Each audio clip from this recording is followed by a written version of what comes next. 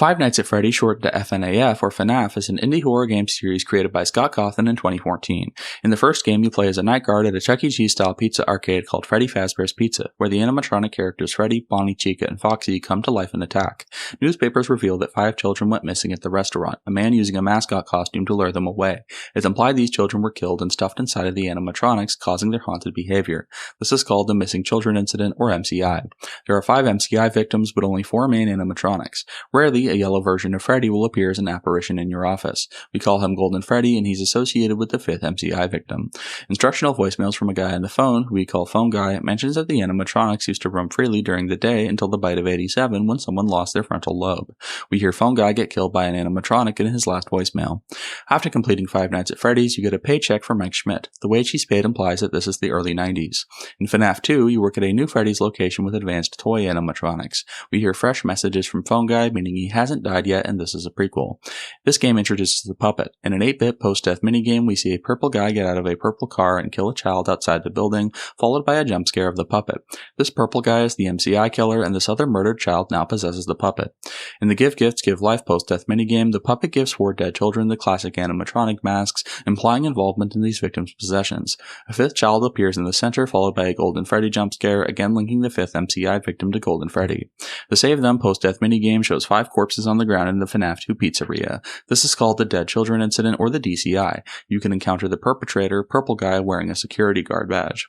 Phone Guy says the building is being shut down for investigation and that no previous employee should be let back inside. He says someone used a spare yellow suit from the back, and now none of the animatronics are acting right, implying a repeat of the mascot costumed killings and following hauntings of the MCI.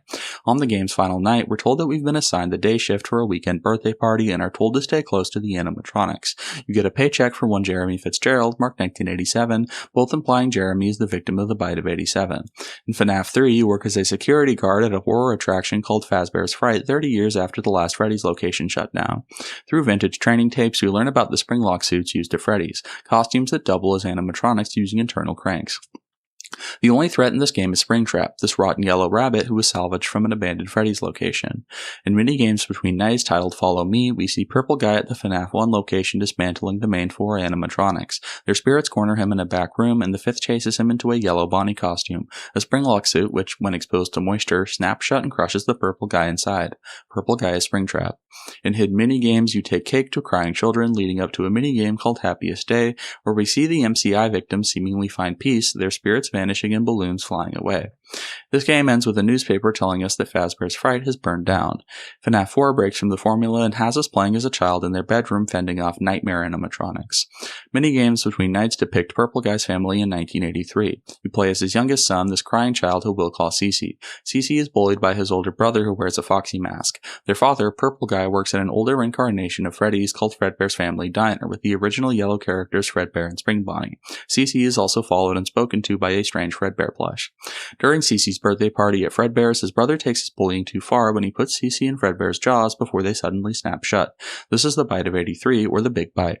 The layout of the scene mirrors Happiest Day from FNAF 3, implying that it was for Cece. While comatose in the hospital, Cece hears his brother apologizing. Before Cece flatlines, the Fredbear plush makes a final promise: I will put you back together. In gameplay, we can rarely see a pill bottle, flowers, and an IV stand next to the bed, suggestive of Cece's hospital stay. Cece sees things which would foreshadow future events in impossible ways. It's been confirmed that these are not meaningless Easter eggs, but no one can agree on what it means. In FNAF 4's final cutscene, we're shown a locked box. 10 years later, we still don't know what's in this box. FNAF World is a spin-off RPG, but it does have canon relevance. We learn this world is a safe space on the flip side of reality. Everything which happens out there has an effect here. The world map of this game is shaped like a human brain, implying that we're somehow exploring Cece's mind on the flip side.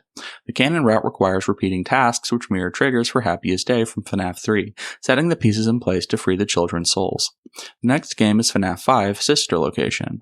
It opens by introducing Mr. Afton, the name for our murderous Purple Guy. He created Circus Baby as part of a line of animatronics with some unusual design choices. We have rare chances of seeing blueprints which show that these animatronics, the Funtimes, were designed to lure, capture, and kill children. In between nights, we hear voice lines from Afton's daughter, which reveals that she wanted to see Circus Baby, but Afton didn't let her. In a rare post-death minigame, we see Elizabeth ignore her father's warning, getting too close to Baby before dying and possessing the animatronic. Afton is keeping her and the others in an underground facility called Circus Babies Entertainment and Rental, and you're sent down to perform a week of nightly maintenance and repair. The name tag on your hand unit says Mike, suggesting a connection to Mike Schmidt from FNAF 1.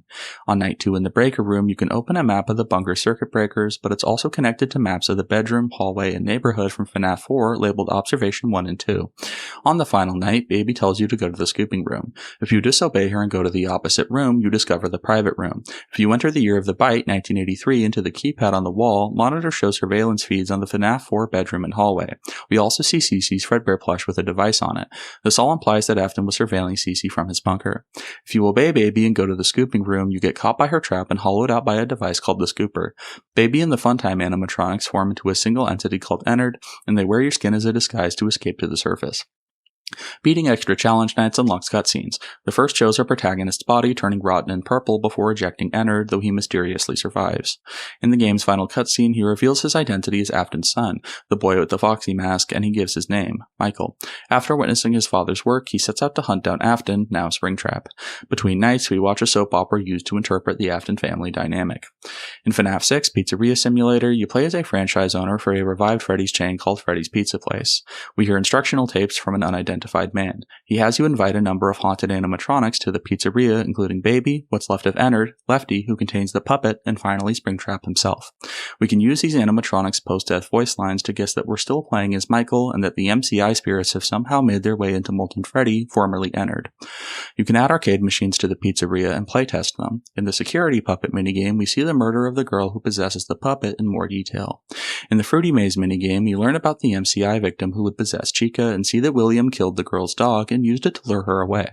There's a secret section inside the Midnight Motorist minigame in which you play as a yellow guy driving a purple car, get turned away from a building called Junior's, visit an empty clearing with a mound of dirt, and finally a house in the woods.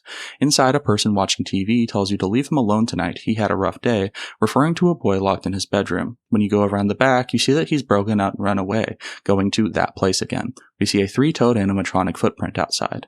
10 years later, no one agrees what anything in this minigame is or means. If you input a secret code in the console in the pizza place office, you can uncover a message from the unidentified man on the tape signed HRY, though we call him Henry. Henry reveals that he created the original Freddy's animatronics, describes Afton as a monster he unwillingly helped create, and vows to heal the wound which he says Afton first inflicted on him.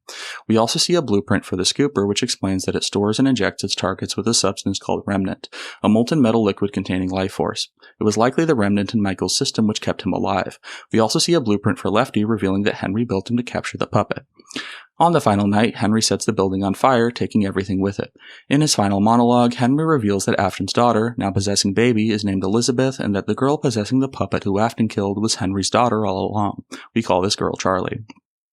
In the game's credits, Afton is listed with his full name, William Afton. If you unlock the game's true ending, you reveal the MCI victims' gravestones, although the mysterious fifth child has their gravestone covered. We call this kid Cassidy. There's also a gravestone in the background that might be Cece's. We call him Dave. That was the climax, but Ultimate Custom Night is the epilogue, a sandbox game featuring every threat from the series thus far.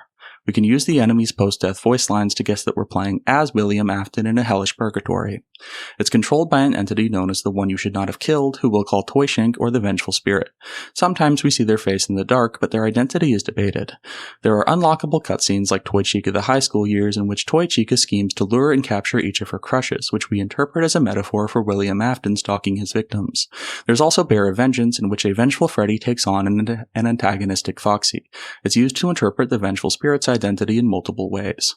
The final cutscene of UCN shows Golden Freddy twitching as he fades away, implying the Vengeful Spirit is tied to Golden Freddy, either Dave or Cassidy. In both FNAF World and UCN, you have a chance of meeting with a Flipside entity named Old Man Consequences. In this final game, he tells us, "Leave the demon to his demons. Rest your own soul. There is nothing else." Whew.